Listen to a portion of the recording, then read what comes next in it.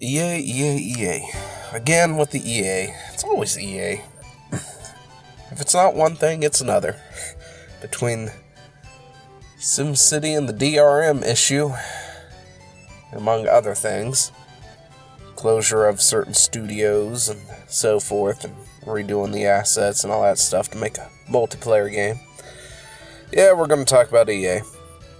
Because of Battlefront 2. Now, I have fond memories of Battlefront and Battlefront 2. The older ones. They were pretty good, especially with the limited hardware and limited capabilities. They were pretty good. Unfortunately, I've not played the new one. And I probably won't play this one for quite a while either if I ever get around to it. But why are we talking about EA?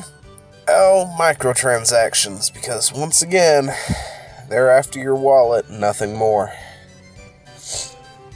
Yeah, I also apologize, I am sick recording this crap. But anyway, let's get into it.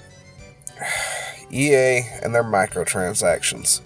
So, not only do you have to pay full price for this game, there's also going to be loot crates in it. And to be honest, I don't care.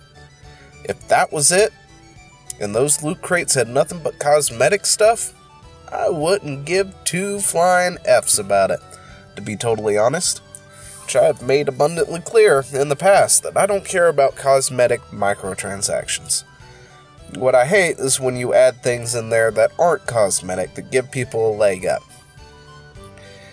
And somebody inevitably will ask the question, why do you not care when other games do it? Is it just because it's EA? And you have other MOBAs and FPSs and stuff out there that do it. Yeah, nobody really gets upset about them when they do it. And to be totally honest, it's because they're doing it okay. They're not doing anything really bad about it. You go on whatever FPS game you're playing, you're unlocking skins for your guns or whatever, or costume thingies for your character so it looks different, or, stuff like that.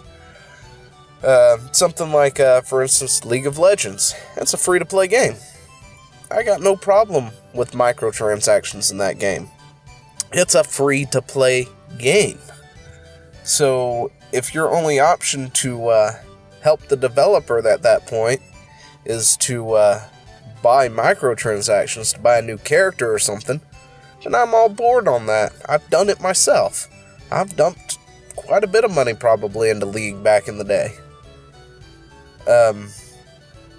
But then again, we're talking about a full price, or we're talking about a free game. It's not like I paid $60 for League and then was expected to pay, $10 to unlock new characters or something, or I could just grind it out that way. See, that there would lie more on the scummy thing.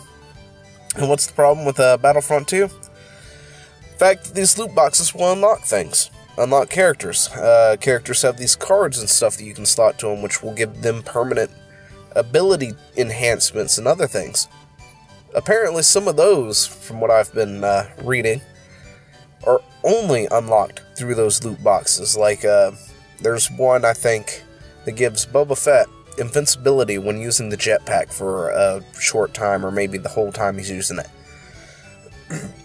That can only be unlocked through loot box, which then, if you want that, you're going to have to be forced to pay real money for whatever credits, and then use those credits to use that to unlock that one ability. That one card to give, say, your favorite hero, if that's who you want to unlock and go with, that ability. And instead of being able to grind up something like, say, Riot Points, and then go purchase the quintessence or whatever it is, I can't remember what they're called, ruins, something, anyway, that you really want to permanently enhance that character, or whatever characters you're playing. Say you're playing an AD style and you've got a spreadsheet or you've got a mastery thing, not mastery, but a ruin page or whatever it is for, for ADs, for an AD carry that you use when you use your AD carry.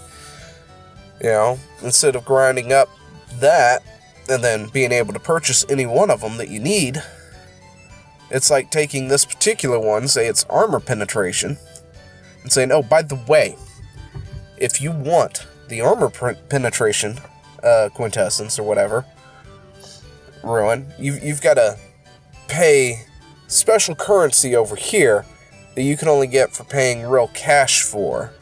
So we need you to drop some real cash over here, and we'll give you 500 crystals or whatever, and then you can use those crystals to purchase this one particular type of ruin, or ruins. And they're highly sought out for because they're very good, of course, but in order to get them, you have to pay real money to get them. And that's where the problem lies. This when things are like that. I don't really care too much about the fact that you can unlock a character with the loot box. Does it sit a little bit sour? Yes, it does. The problem I have is when you have certain abilities and certain things locked behind those loot boxes that you can only get if you do that, and they're not a cosmetic change.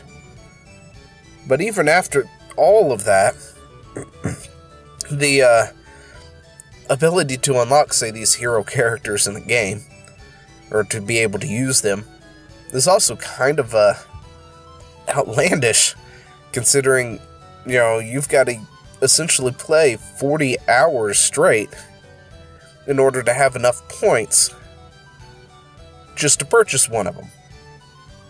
Because, what were they sitting at? I guess 6,000 credits or something like that. Honestly, I can't remember. I had this pulled up somewhere, now I can't find it. But even then, they've halved that until a fourth. But according to other people who are playing the game early and stuff, or through the beta when they did all this, that they also reduced the amount of credits you get per match. Which then essentially means you're still having to play a good chunk of time just to be able to unlock one hero. And, a lot of people just harp on this hero business. And to be honest, it doesn't bother me as much as gating certain abilities behind the loot crate, and that's the only way to get them. Because when it comes to the hero thing, you're not guaranteed to play that hero in a match. You've got to do good and get points up to be able to open up that hero that you've already got unlocked, and then use them. And they're not also, invincible, although they are pretty strong. So, it does kind of suck that some people will have quicker access to that than, say, you, right out the gate. Just because you're still, say on hour 30 of the 40 that you're going to need to be able to have enough points to it. Meanwhile, these people you're facing are on hour 10 of gameplay on multiplayer, and they're already rocking out, Boba Fett or Darth Vader or Luke or somebody like that. And that kind of sucks. That really does. I'm not going to lie. That does. But really, I'm more interested in the other stuff that is behind said loot crates. That makes it more scummy, and that's the abilities. Those little ability cards. Some of those being locked behind a loot crate really freaking sucks.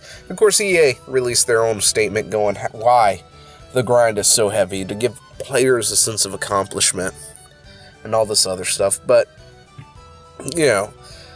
it'd be really nice if it didn't take me, 4 or 5 weeks. Because, just with my schedule alone, if I get maybe an hour or two to play a day, it's going to take me probably more than a month just to be able to unlock one hero to be able to use. And, for the harder core player, that's a different story. They could probably knock it out in maybe 2 or 3 days. 2 or 3 days. 3 or 4. They can do it in a week. Anyway, but, yeah, having certain abilities locked behind a paywall that you have to pay for particular credits in order to use it to unlock said boxes. That is where the problem lies. But what do you think? Do you hate the whole thing? Do you hate a bit of it? Does it just, frankly, do you just don't care?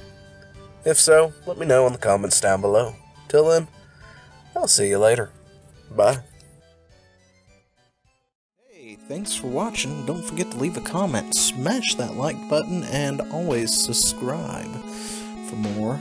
And of course, there are other videos floating around somewhere on the screen, so click one of those and see if you can find something that suits your fancy. Till then, I'll see you later. Bye.